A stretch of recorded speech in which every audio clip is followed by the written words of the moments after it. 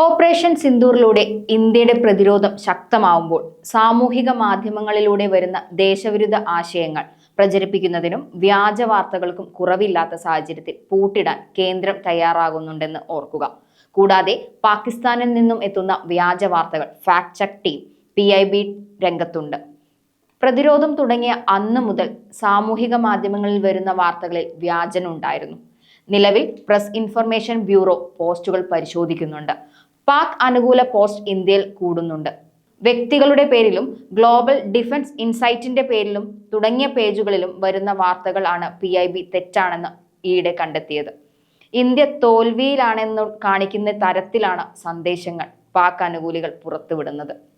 Indian സേന ഗുരുദ്വാര ലക്ഷ്യം വെച്ച് മിസൈൽ ആക്രമണം നടത്തി എന്നാണ് പുറത്തു വന്നത്. കൂടാതെ ഡോക്ടർ ഗമീർ ചീമ എന്ന അക്കൗണ്ടിൽ നിന്നും ഇന്ത്യയുടെ 70% ഇലക്ട്രിസിറ്റി ഗ്രിഡ് പ്രവർത്തനരഹിതമാണെന്നും പ്രചരിപ്പിച്ചു. പ്രമുഖ മാധ്യമം റിപ്പോർട്ട് ചെയ്തു എന്ന രീതിയിൽ ഡൽഹിയിൽ നിന്നും ദുബായിലേക്കുള്ള എയർ ട്രാഫിക് സർവീസ് നിർത്തലാക്കി എന്നും ഷാക്കിർ അഹമ്മദ് എന്നു പേരുള്ള അക്കൗണ്ടിൽ നിന്നും 2016 നടന്ന അപകടത്തിന്റെ ഫോട്ടോകൾ കൂടെ ഉൾപ്പെടുത്തി ഇന്ത്യയുടെ 3 ഫൈറ്റർ ജെറ്റ് ഹിമാലയൻ മേഖലയിൽ തകർക്കപ്പെട്ടു എന്ന് പ്രചരിപ്പിച്ചു. ഇതെല്ലാം വ്യാജ വാർത്തകളാണെന്ന് PIB കണ്ടെത്തിയിട്ടുണ്ട്. കൂടാതെ വ്യാജ ഡ്രോൺ ആക്രമണം, മിസൈൽ ആക്രമണം എന്ന് തുടങ്ങി പാകിസ്ഥാൻ പ്രചരിപ്പിക്കുന്നതെല്ലാം കള്ളപ്രചാരണങ്ങളാണ്. കൂടാതെ ഇന്ത്യൻ സേനയുമായി ബന്ധപ്പെട്ടും ഇന്ത്യൻ പ്രതിരോധത്തെ കുറിക്കുന്നതുമായ കാര്യങ്ങളിലും വ്യാജൻ തിളങ്ങുന്നുണ്ട്.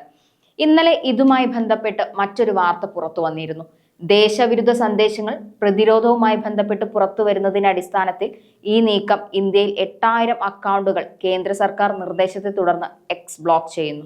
X ഈ അക്കൗണ്ടുകൾ ബ്ലോക്ക് ചെയ്തില്ലെങ്കിൽ കമ്പനിക്ക് കനത്ത പിഴ നേരിടേണ്ടി വരുമെന്നും ശിക്ഷ നൽകുമെന്നും ഈ ഉത്തരവിലുണ്ട്. അന്താരാഷ്ട്ര വാർത്താ ഏജൻസികളുടെയും പ്രശസ്തരായ വ്യക്തികളുടെയും അക്കൗണ്ടുകൾ ഈ 8000-ൽ ഉൾപ്പെടുന്നുണ്ട്. എങ്ങനെയാണ് ഇത്തരത്തിൽ വ്യാജ വാർത്തകൾ എത്തുന്നത്?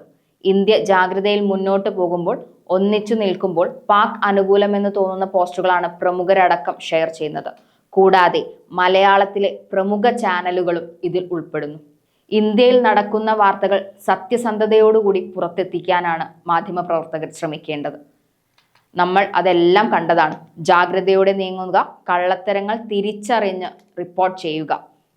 മലയാളി എന്നും ആശങ്കയിലാണ്, എപ്പോഴും ആശങ്കയിലാണ് അവനവൻ്റെ രാജ്യത്തെക്കുറിച്ച് ഓർത്ത്. മാധ്യമപ്രവർത്തകർ വാർത്തകൾ നൽകുമ്പോൾ ശ്രദ്ധിക്കുക.